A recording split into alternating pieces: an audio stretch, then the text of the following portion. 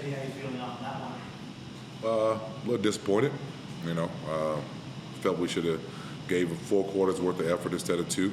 But, you know, I tip my hat off to Perth. I mean, they stuck with it no matter they were down as much as 13. They came back and fought with it. Tough group of guys, and they got the win. They've been good coming back. It's the 5th time this season they've come from double figures down to wins. They're not just against you, but others. Third quarter, when things shifted, what changed in your eyes in that period? We started believing in our scout. Our guys just went away from it, you know, and we just talked about it in the locker room. But we got to stick with what's been working for us, and not get into, oh, I can recover or I can, you know, cheat on this play here and there. So they're too good. These players in this league is too good. So you got to stick with your scout and live with statistics.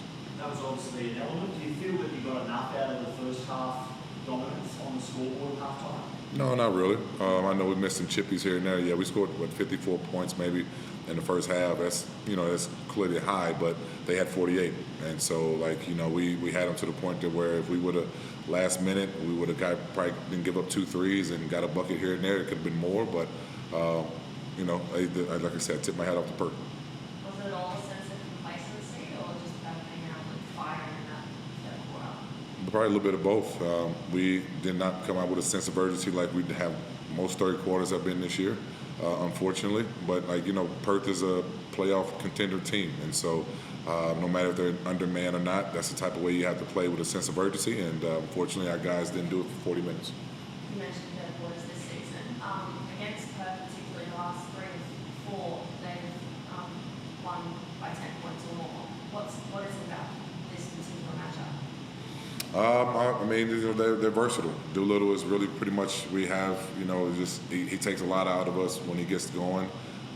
Pepper's very confident. Henschel, came in, hit big shots, and then, it's just they're very a tough team to match up with if they get you on the switch. So, and very confident right now. So, I mean, they can be tough for anybody. Do you think that was a few heads down when they got on that run? I mean, yeah, I'm sure it probably was. I mean, but like I said, we're basketball players. We understand it's about games and runs. And so, we just got to withstand it, and we can't put our head down, especially while it's time on the clock. Looking at the stats across the board, Coach, 27 lead changes, times tied 12 times in the game.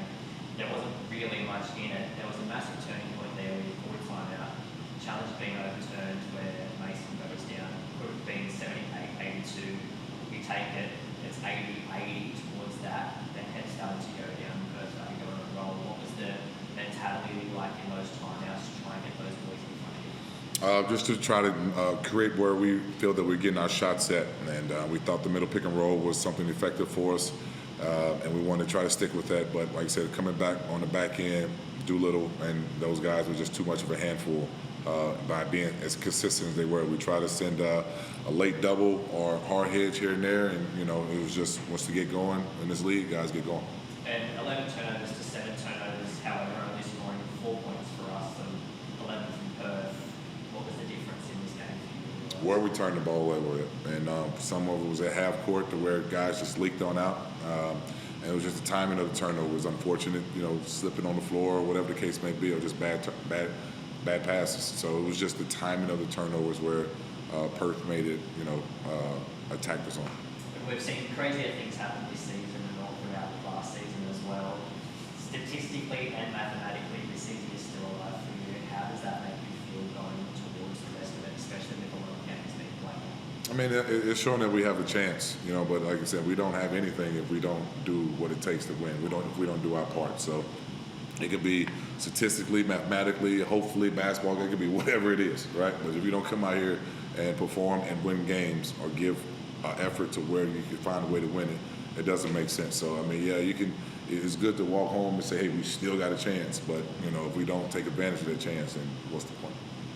It seems like JaVale took that season low 8 at Hoops Fest and turned it into a bit of motivation tonight. I think you won that battle. Say that one more part of JLA battle.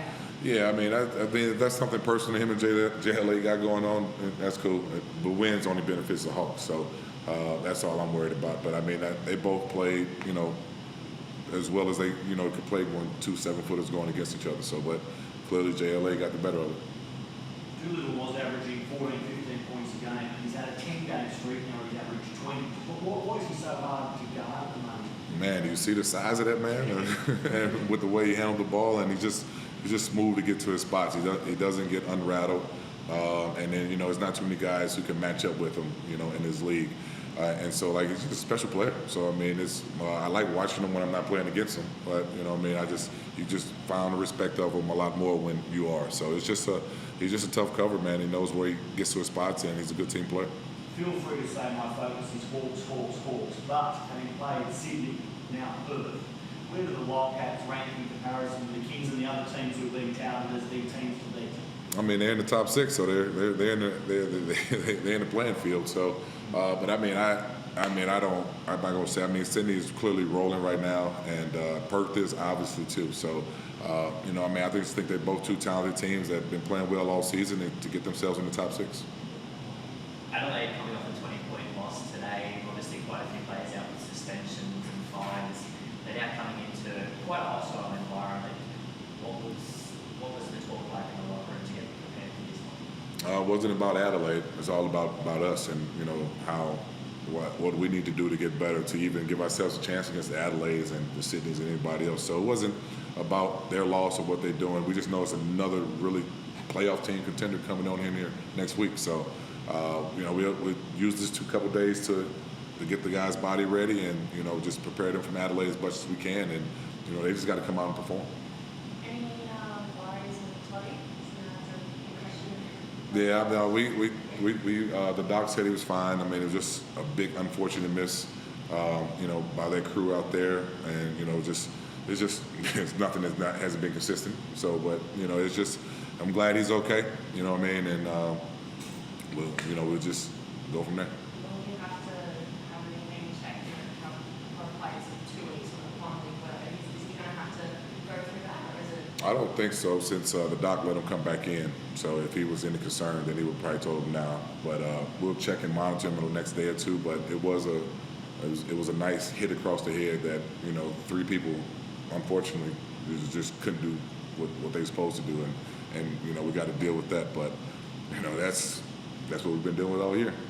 Another game where we didn't have an advantage on the free throws. So it's about us stuff. So we'll figure it out. Good. Thank you, guys.